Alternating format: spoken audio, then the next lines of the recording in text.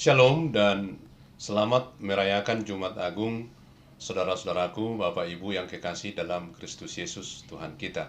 Hari ini adalah hari yang sangat penting bagi umat Kristen dan kita akan bersekutu dalam firman Tuhan. Namun sebelumnya, mari kita bersatu dalam doa. Damai sejahtera Bapa yang melampaui segala akal budi manusia, itulah kiranya memelihara hati dan pikiranmu di dalam Kristus Yesus Tuhan kita. Amin.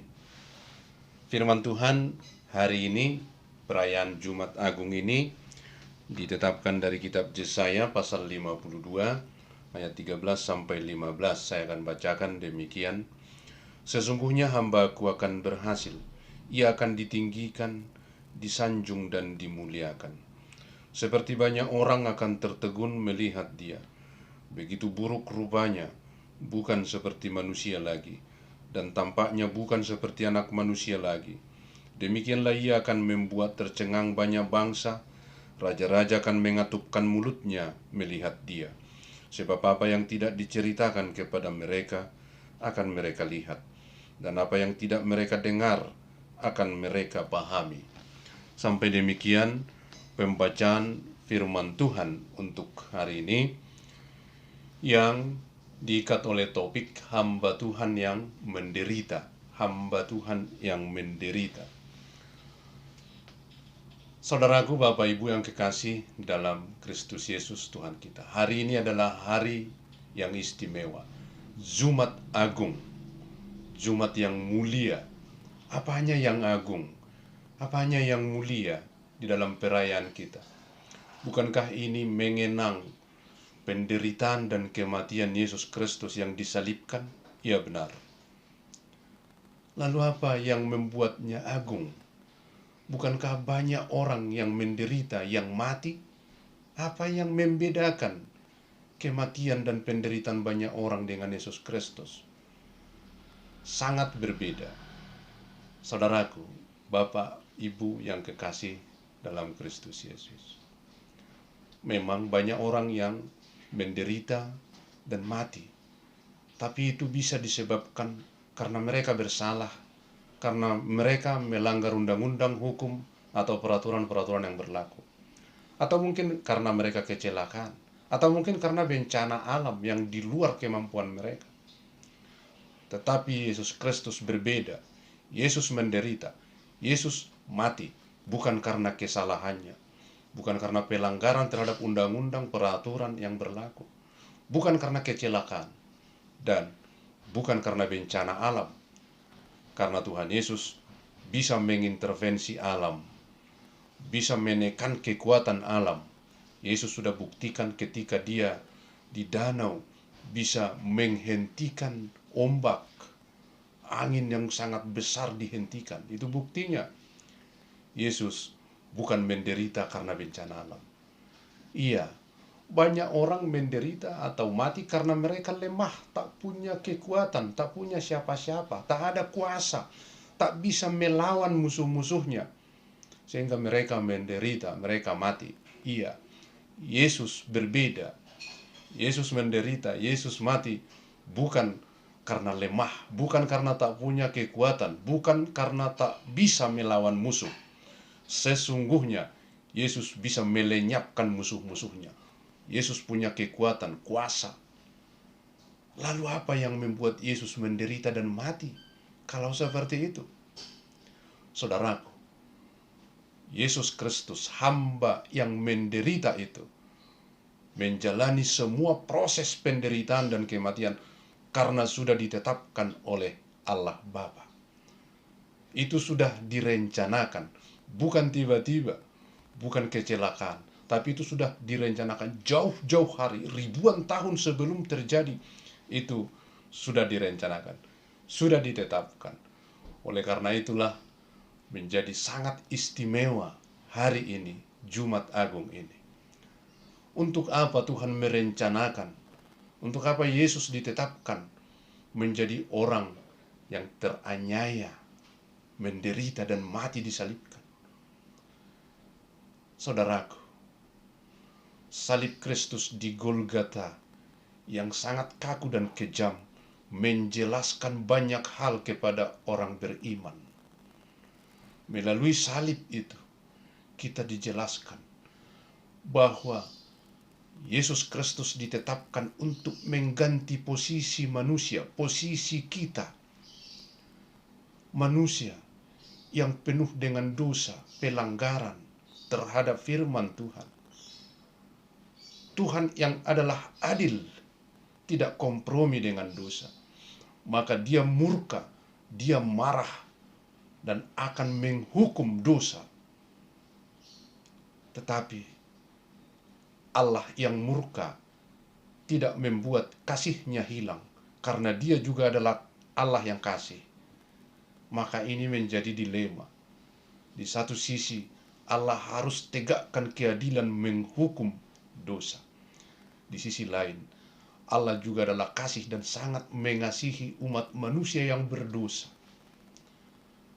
Untuk menyelesaikan dilema ini, Allah sendiri merencanakan, menetapkan anaknya yang tunggal, Yesus Kristus Sang Firman, hamba yang menderita itu, ditetapkan, diposisikan menjadi orang yang bersalah, mengganti posisi kita, posisi umat manusia yang berdosa, posisi saya, dan posisi saudara-saudara. Kitalah yang bersalah itu, kitalah yang berdosa itu, bukan Yesus. Tapi Yesus tidak membela diri, sekalipun dia tidak bersalah. Dia mau di posisi orang yang bersalah, karena memang dia sudah ditetapkan untuk itu. Walaupun dia tidak bersalah, dia menjalaninya dengan sangat sempurna. Itulah Jumat Agung. Yesus bukan tidak punya kuasa. Dia sesungguhnya mempunyai kekuatan untuk melawan atau untuk keluar dari penderitaan itu. Tetapi Yesus sekali lagi sudah ditetapkan untuk mengganti posisi kita, posisi umat manusia, mewakili kita menjadi yang lemah dan tak berdaya. Itulah yang dilakoni oleh Yesus Kristus pada Jumat Agung itu. Saudaraku yang berbahagia di dalam Kristus Yesus Tuhan kita.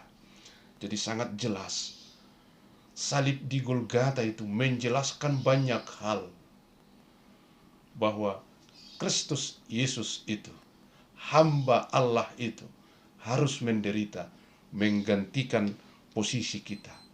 Dengan sangat benar Yesaya menjelaskannya di Yesaya 53 ayat 4. Saya akan bacakan. Tetapi sesungguhnya penyakit kitalah yang ditanggungnya, dan kesengsaraan kita yang dipikulnya. Padahal kita mengira dia kena tulah, dipukul dan ditindas Allah. Tetapi dia tertikam oleh karena pemberontakan kita. Dia diremukkan oleh karena kejahatan kita. Ganjaran yang mendatangkan keselamatan bagi kita ditimpakan kepadanya, dan oleh bilur-bilurnya kita menjadi sembuh.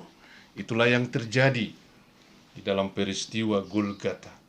Makanya hari ini menjadi Jumat Agung, Jumat mulia, sangat penting dan istimewa. Saudaraku, di dalam bacaan kita tadi, dalam Yesaya 52 dikatakan, hambaku akan berhasil, disanjung dan ditinggikan, tapi harus melewati proses-proses penderitaan dan kematian, tapi tidak berhenti di situ. Sebab pada hari yang ketiga dia akan bangkit, dibangkitkan. Di sanalah dia mendapat kemenangan, kemuliaan yang sempurna. Dia menjadi wakil umat manusia, mewakili orang-orang berdosa, mewakili kita di dalam segala penderitaannya, di dalam segala kematiannya, dan juga kita mendapat bagian di dalam kebangkitannya. Saudaraku, bahwa kematian dan kebangkitan Yesus adalah satu paket yang tidak bisa dipisahkan. Paskah itu, kebangkitan itu adalah bagian daripada kematian atau Jumat Agung. Kalau tidak ada kematian, maka dipastikan tidak akan ada kebangkitan. Saudaraku yang berbahagia di dalam Kristus Yesus Tuhan kita. Yesus telah berhasil melewati semua proses yang ditetapkan oleh Allah. Yesus melakukannya bukan karena dia ingin menjadi pahlawan. Dia tidak tiba-tiba muncul untuk menyodorkan dirinya, tetapi itu adalah sebuah proses perencanaan panjang dari Allah kita. Yesaya sudah menubuatkan ratusan tahun sebelum kejadian. Yesaya sudah menggambarkan bahwa anak manusia itu akan menanggung derita dan orang akan tertegun, kaget. Itulah tadi bacaan kita, saya akan bacakan sekali lagi di ayat 15. Demikianlah ia akan membuat tercengang banyak bangsa. Raja-raja akan mengatupkan mulutnya melihat dia. Sebab apa yang tidak diceritakan kepada mereka akan mereka lihat. Apa yang tidak mereka dengar akan mereka pahami. Semua tercengang, semua kaget. Kenapa hamba Allah itu menderita? Bukankah seharusnya dia mendapat fasilitas mewah dan kemudahan-kemudahan? Dan belum mereka bisa menjawab, karena mereka melihat Yesus itu selama ini bisa melakukan banyak hal. Membuat orang buta melihat, membuat orang lumpuh bisa berjalan, bahkan orang mati pun dibangkitkan. Kenapa dia diam 1000 bahasa? Kenapa dia tidak melawan? Kenapa dia tidak memusnahkan musuh-musuhnya? Kenapa dia tidak keluar dari penderitaannya? Orang banyak kaget dan bingung. Mereka menunggu-nunggu reaksi Yesus yang penuh mujizat itu. Dan setelah semuanya berakhir, Yesus bangkit kembali. Yesus menjadi pemenang akhir. Mereka makin kaget, makin bingung. Yesus tidak melakukan perlawanan, sebab Yesus tidak memenangkan dengan kekerasan, tapi dia memenangkan kehidupan dengan cinta kasih, sebab dia adalah kasih. Maka mereka yang memusuhi dia sebelumnya menjadi datang dan menjadi pengikutnya kemudian. Banyak yang menyesali diri, seperti penjaga-penjaga di dalam kuburnya yang melihat peristiwa itu. Mereka menyesali diri dan mengatakan, benar, dia ini adalah anak Allah. Saudaraku, salib di Golgota memberi penjelasan banyak hal tentang Allah kita yang begitu adil, tidak kompromi dengan dosa, dan juga sekaligus Allah yang kasih, yang penuh pengampunan. Di salib itu dijelaskan Yesus yang penuh mujizat, yang punya kekuatan dan kekuasaan, juga mampu menahan diri, menjadi lemah tak berdaya untuk mengambil posisi kita, menggantikan kita, mewakili kita. Maka setelah kemenangan itu, setelah Paskah, setelah hari ketiga itu, siapa yang percaya dalam nama Yesus yang menggantikan posisi kita, maka dia juga akan diakui di dalam kerajaan Bapa. Dia adalah jalan satu-satunya.